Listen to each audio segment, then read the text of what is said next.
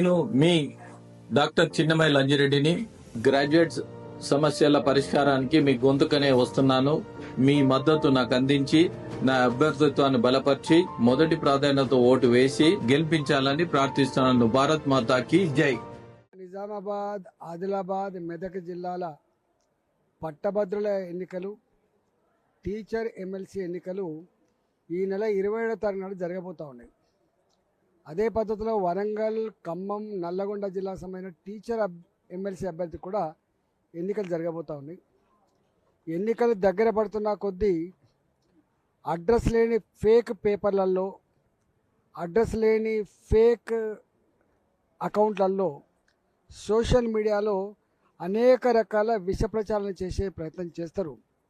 నేను టీచర్లు కానీ గ్రాడ్యుయేట్స్ కానీ చాలా విజ్ఞులు, అన్ని విషయాల పట్ల సమగ్రమైన అవగాహన కలిగిన వాళ్ళు కాబట్టి ఇలాంటి కుట్రలు, కుతంత్రాలు, విష ప్రచారాలు, ఫేక్ వార్తలని నమ్మవద్దని చెప్పి నేను వినమ్రంగా విజ్ఞప్తి చేస్తాను.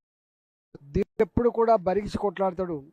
కుట్రదారులు, గెలవలేని వాళ్ళు, సత్తా లేని వాళ్ళు, ప్రజాక్షేత్రంలో పలుకుబడి లేని వాళ్ళు మాత్రమే ఇట్లాంటి ఫేక్ న్యూస్ క్రియేట్ చేసే ప్రయత్నం చేస్తారు. కాబట్టి ఇవాళ గత నెల రోజులుగా Bharatiya Janata party graduates MLC అభ్యర్థిగా అంజిరెడ్డి గారు, అదేవిధంగా టీచర్ ఎమ్మెల్సీ అభ్యర్థిగా కొమరయ్య గారు ఈ ప్రాంతంలో అసలు నెల 15 రోజుల నుంచి వెళ్ళి చాలా సీరియస్గా తిరుగుతూ ఉన్నారు. మొత్తం పార్టీ యంత్రాంగం అంతా కూడా, మా పార్లమెంట్ సభ్యులు కావచ్చు, మా శాసన సభ్యులు కావచ్చు, మా జిల్లా అధ్యక్షులు కావచ్చు, రాష్ట్ర పార్టీ మొత్తం వ్యవస్థ కావచ్చు, అందరూ సీరియస్గా ఇన్వాల్వ్ అయి పనిచేస్తూ ఉన్నారు. సమన్వయంతో బ్రహ్మాండంగా ముందుకు పోతున్నప్పుడు ఓర్వలేక, తట్టుకోలేక ఎట్లనే చేసి కొంచెం ఓడగొట్టాలన్నటువంటి ప్రయత్నమే ఇవాళ డబ్బులు ఇచ్చి టికెట్ తెచ్చుకున్నారు, తర్వాత నాయకులను కించపరిచినట్టు మాట్లాడడం, ఇవన్నీ చేస్తూ ఉన్నారు. నేను పట్టభద్రులకు విజ్ఞప్తి చేస్తూ ఉన్నాం.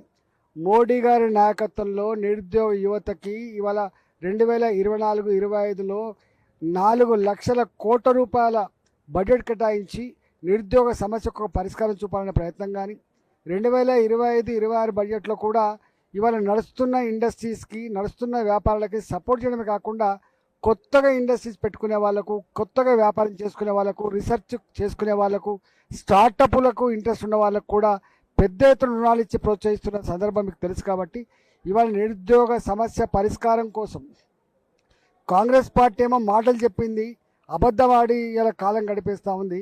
భారతీయ జనతా పార్టీ కమిట్మెంట్తో పనిచేస్తూ ఉంది. అదేవిధంగా టీచర్ల విషయంలో 317 జీవోలు జరిగినటువంటి అక్రమాలు సవరిస్తా అని చెప్పింది, ఇంతవరకు సవరించలేదు. వాళ్ళకు వెంటనే డిఏలు చెల్లిస్తా అని చెప్పినారు. ఇవాళ 3/5 డిఏలు పెండింగ్ అయిపోయినాయి, ఇంతవరకు ఒక డిఏ పేమెంట్ చేయలేదు. బెనిఫిట్స్ కూడా గత 14-15 నెలలుగా రాని పరిస్థితి వచ్చింది. రేవంత్ రెడ్డి ప్రభుత్వం అరచేతిలో వైకుంఠం చూపించి ఎట్లా మోసం చేసిందో మనం చూసినాం. కాబట్టి మోసం చేసిన పార్టీ పోటీ చేస్తే ఇవాళ వీటి మీద ఫైట్ చేయగలిగేటువంటి, వాటి మీద పోరాటం చేసేటువంటి స్ఫూర్తిని భారతీయ జనతా పార్టీకి ఇవ్వాలని చెప్పి కోరుతా ఉన్నాం. ఇప్పటికే అన్ని సమస్యలు డిఏల విషయంలో, పిఆర్సీ విషయంలో, 317 విషయంలో ఇప్పటికీ కొట్లాడుతున్న పార్టీ భారతీయ జనతా పార్టీ. కాబట్టి ఇవాళ మేధావులారా, టీచర్లు, నిరుద్యోగ యువత 1-4 సార్లు తర్కించుకొని ఆలోచించుకొని ఇప్పుడున్నటువంటి ఈ సర్కార్ ఇలా అంకుశం పట్టుకుంటే తప్ప సమస్య పరిష్కరించే పరిస్థితి లేదు. కాబట్టి పోరాటం చేసేటువంటి, మీకు అండగా ఉండేటువంటి, మీ సమస్యల కోసం అండగా ఉండేటువంటి భారతీయ జనతా పార్టీ అభ్యర్థి గెలిపించాలని చెప్పి నేను వినమ్రంగా విజ్ఞప్తి చేస్తున్నాను.